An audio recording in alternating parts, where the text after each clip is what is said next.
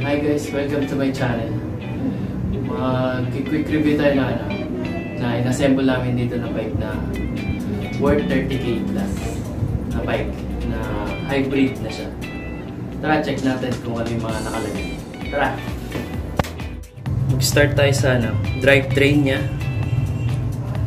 Ang drivetrain na nilagay namin dito ay yung 12-speed Segwit Edison. Ang size ng cogs na yan ay 1150 teeth. Pinakamalaki niya 50 teeth. Laki na rin yan, long gauge. Tapos pala ng drivetrain na Segwit Edison ay 6.5. Tapos itong crank 1.9 without BB. Yung BB 800 yun, Shimano. Tapos itong FD saka yung left shifter 1,000. Tama tayo sa harap. Ang kinabit namin dito ay hydraulic na Shimano. Ang price nito ay 2,600. MT200 yan. Ito yung shifter, yung left. Tapos punta naman tayo sa handlebar saka handle post. Ang price nitong handlebar ay 750.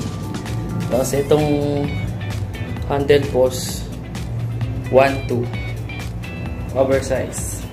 Tapos next naman natin itong hub Labisi. Ang price nito ay 3,000. Seat bearing na to 4 pounds. Medyo maingay na rin to. Sound check natin. Maingay na rin siya. Tapos stainless na rayos 29. Tapos itong rim yan, Segwit din o Evo 3.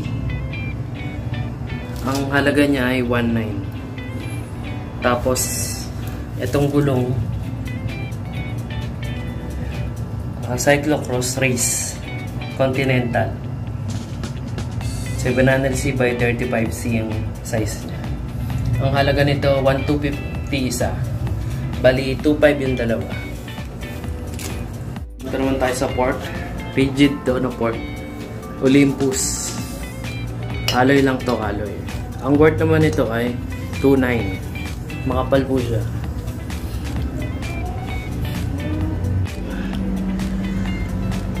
Frame na Monster. Size large. Ang price nito ay 6,800. Itong Monster na frame. Itong seat clamp 250 lang. Tapos itong seat post Segwit din 750. Tapos ang nilagay namin na saddle ay Velo 600 lang to. Legit to na Velo, original. Yan na nilagay namin ito. Seal bearing na. Nasa 1 to rin to.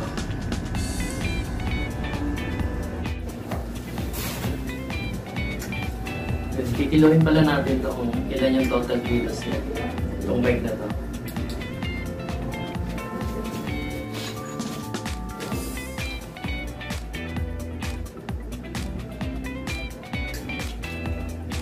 Total weight nitong bike ay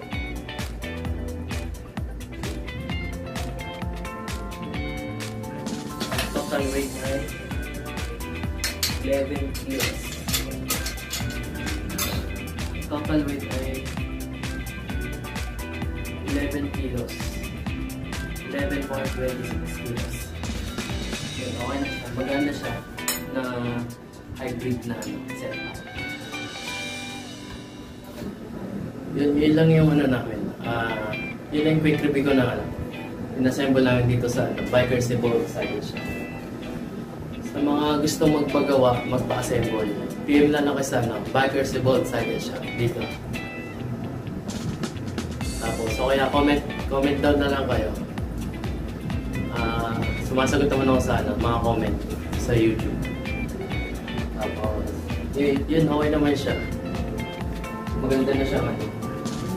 Pang ano na to, medyo mid-level na siya. Sa halagang 30 plus. Yan. May ano, cyclocross hybrid. Yun na tawag. Yun sa mga bago sa channel ko, please like and subscribe. Click the ring notification bell para ma-notify. Thank you.